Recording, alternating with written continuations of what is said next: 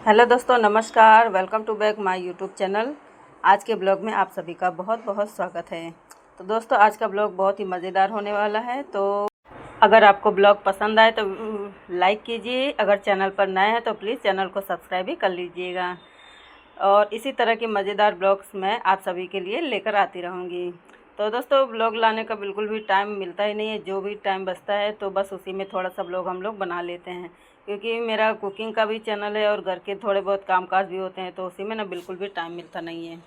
तो यहाँ पर दोस्तों सुबह हो चुकी थी और सुबह के बज गए थे 6 और सब लोग नहा धो के तैयार भी हो चुके थे। और दूसरी तरफ ना दाल वाल हम लोगों ने रात में ही भिगो दिया था, क्योंकि अष्टमी की पूजा थी तो उसके लिए भी बहुत ही सारी तैयारियाँ करनी पड़ती है। तो उसके बाद ना मैं इधर चाय वाय बना रही थी, सुबह का टाइम था, और इधर भैया भाभी जो है पूजा पाठ कर रहे थे और मम्मी ने जो है दाल वाल पीस के तैयार कर ली थी। तो इधर ना मैं चाय बना रही थी और मूंग की दाल और ये सब चीज़ सुबह का नाश्ता जो है बन के तैयार हो चुका था। और इसके बाद ना मम्मी अच्छे से दाल वाल धो के तैयार कर दी थी, ताकि है ना मैं दाल वाल अच्छे से पीस लूँ। तो क्योंकि सारा काम अगर एक लोग करते हैं तो बहुत टाइम लग जाता है, तो सब लोग जब मिल के साथ में सारा काम ख़त्म कर लें बहुत ही फटाफट से हो जाता है। तो इधर मूंग की दाल भी अच्छे से पक चुकी थी, तो उसे ना मैंने कुकर को अच्छे से ढक्कन खोल के रख दिया था। और इधर ना चाय भी बन के तैयार हो चुकी थी और पोहा भी मैंने बना लिया था। तो दूसरी तरफ ना चाय भी पीने का समय हो गया था, कि अगर सुबह सुबह चाय ना मिले ना तो सारा दिन एकदम मूड फ्रेश रहता ही नहीं, एकदम चाय का जो नशा चढ़ा रहता है। तो इधर मैं चाय पीने बैठ गई थी और उधर मेरी बहन और मेरा बेटा मम्मी के साथ इतनी मस्ती कर रहा था, इतनी मस्ती है, देखो बहुत मस्ती कर रहे थे। और इतनी मस्तीबाजी होती है कि पूछो ही नहीं। बस इसी तरह का हमारा रोज़ का रेला खेला है। तो इस तरह ना फिर इसके बाद मैंने चाय वाय जो है अपने भैया को भी दे दी थी, और भाई भी जो है चाय वाय पी के अपने नौकरी पे निकल गए थे, क्योंकि सुबह का टाइम होता है तो नौकरी पे अगर टाइम से ना पहुँचो तो उधर भी एंट्री नहीं होती है। तो इधर इसके बाद चाय वाय देने के बाद मैं दाल पीसने में लग गई थी, चाय भी मैं लगभग पी चुकी थी। तो इसके बाद ना मैं दाल वाल पीसने लगी थी और भाभी फिर किचन में लग गई थी। और दूसरी तरफ जो है कपड़े भी ढेर सारे धोने के होते हैं, तो सब लोगों के ना एक साथ ही कपड़े हमारे यहाँ धोए जाते हैं। तो हमारे पास ना वॉशिंग मशीन बिल्कुल भी नहीं है, तो बिना वॉशिंग मशीन के तो कपड़े धोने में बहुत दिक्कत होती है। लेकिन हाथ से जो कपड़े साफ़ होते हैं ना, वो वॉशिंग मशीन में बिल्कुल भी साफ़ नहीं होते। तो हम लोग ना हाथ से ही कपड़े ज़्यादातर धोते हैं और वॉशिंग मशीन की उतनी ज़्यादा ज़रूरत हमें नहीं पड़ती है। तो इधर भाई भी जो है चाय वाय पी के उठ चुका था और मम्मी इधर लहसुन और मिर्ची जो है काट छील के तैयार कर रही थी। तो दूसरी तरफ दाल वाल पीस के मैंने सारी तैयार कर ली थी। तो ये देखिए आप, बहुत मतलब ढेर सारी दाल होती है ना, तो पीसने में बहुत टाइम लगता है। तो आधा घंटे मुझे लग गए थे दाल पीसने में। और जो दाल का मतलब छिलका होता है ना, उसको मम्मी पीसने में लग गई थी। तो हमने बहुत मना किया, फिर मना करते करते आखिर मानी नहीं, फिर से बैठ गई पीसने, लेकिन फिर भी हमने पीसने नहीं दिया। हम बोला कि घर में इतने लोग हैं, फिर भी मम्मी अगर दाल पीसे तो मतलब ही क्या, इतने घर में लोगों का, है ना। तो इसीलिए फिर मम्मी को नहीं पीसने दिया। फिर उसके बाद ना जो दाल सिलवट्टी में दाल वाल लगी रहती है ना, उसको थोड़ा सा पानी डाल के अच्छे से निकाल लेते हैं, क्योंकि बहुत अच्छी लगती है सिलबट्टे में जो पीसी हुई है। तो थोड़ा सा भी हम लोग ना दाल को वेस्ट नहीं करते हैं। तो दूसरी तरफ ना भाभी जो है वो देसी चना होता है ना, उसी को पानी से 2 से 3 बार अच्छे से धोने लगी थी, क्योंकि चने का जो है हमारे यहाँ तो सतुआ बनता है, सत्तू जिसे कहते हैं। ये खाने में बहुत अच्छा लगता है, बहुत स्वादिष्ट भी लगता है। और ये इतना हेल्दी होता है ना कि पेट की जो भी डाइजेशन होती है ना, बहुत ही बढ़िया रहती है और बिल्कुल भी गैस नहीं बनती है। तो देहाती खाना तो देहाती होता है, कितना भी डोसा बर्गर खाओ, ये कुछ इसके आगे सब फेल होता है। तो इधर ना भाभी चना को अच्छे से धो के तैयार कर ली थी और उसे भी रख दिया था साइड में, और दाल वाल को भी साइड में रख दिया था। तो मम्मी ने लहसुन मिर्ची हरा धनिया ये सब काट पीट के सब तैयार कर दिया था। तो उसके बाद ना मैं फटाफट से सिलबट्टा को धो के साइड में रख दिया था और कपड़े भी जो है धुल के तैयार हो चुके थे।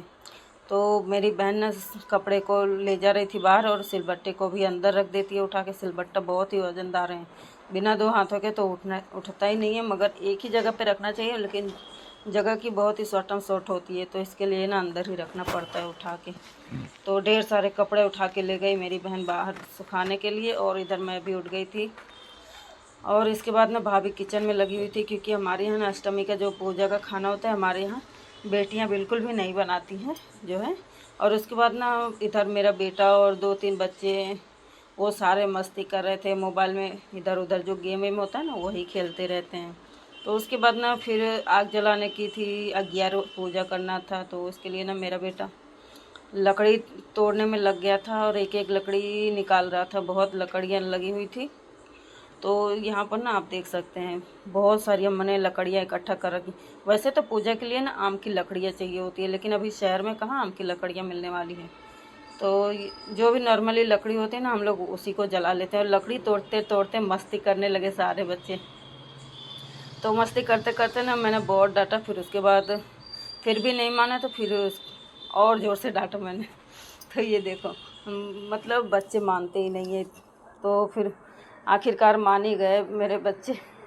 तो सारी लकड़ियाँ वकड़ियाँ तोड़ने के बाद आप देख सकते हैं कितनी ढेर सारी लकड़ियाँ इकट्ठा करके तैयार की। और जो वज़नदार होती है ना उसको तोड़ने में बहुत दिक्कत होती है बच्चों को, लेकिन तोड़ लेते हैं वैसे तो, क्योंकि गांव के बच्चे बहुत ही मजबूत होते हैं। शहर के बच्चे ना बहुत ही भोले होते हैं। तो इधर ना सारी लकड़ियाँ तोड़ के इकट्ठा कर ली थी, और इसके बाद इकट्ठा करने के बाद आग जलाने की बारी आती है, तो उसको ना मेरी बहनें सारी तैयारियाँ करके तैयार कर देती हैं। तो ये देखिए। हाँ, तो सारी लकड़ियाँ इकट्ठा करने के बाद वो लेके गया जलाने के लिए मेरा बेटा। और उसके बाद में फिर से वापस से मस्ती करने लगे। जो गेंद होता है ना उसी को थोड़ी सी जगह में मस्ती कर लेते हैं, ज़्यादा बाहर हम लोग नहीं भेज सकते खेलने के लिए, क्योंकि बाहर ना बहुत ही गाड़ियाँ वाड़ियाँ चलती रहती है, रोड पे तो बहुत दिक्कत रहती है। तो साइड में थोड़ी सी जगह होती है ना, बस उसी में खेलते रहते हैं, मस्ती करते हैं। तो इधर साइड में देख सकते हैं बहुत ही बढ़िया से पौधा उगा के रखा है, बहुत ही बढ़िया से गमले में। जो हमारे पापा है ना वो गार्डन का काम करते हैं, मेरे भाई। तो घर में ही हम लोग गार्डन बना के रखते हैं थोड़ा बहुत हल्का फुल्का। तो इसके बाद ना मेरा बेटा बहुत मस्ती कर रहा था, बहुत ज़्यादा करता है मस्ती, ये देखिए। तो उसके बाद ना फिर मैं आ जाती हूँ अंदर, और इसके बाद ना फिर गुजिया बनने लगते हैं। और गुजिया ना सूजी के नहीं बनते हमारे यहाँ पूजा में, जो गुड़ आता है ना गुड़ का गुजिया बनता है।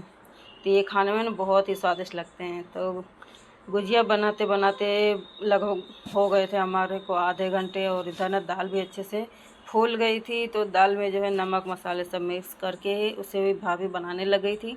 और दूसरी तरफ चना और जो है गेहूं का वो अच्छे से भून के तैयार कर ले थे। भुना नहीं था, मतलब धो के तैयार किया था। अभी तो भुनने का बहुत समय बाकी है, क्योंकि अभी आधा खाना बनेगा, फिर उसके बाद लास्ट में चना वो सब भूनेंगे।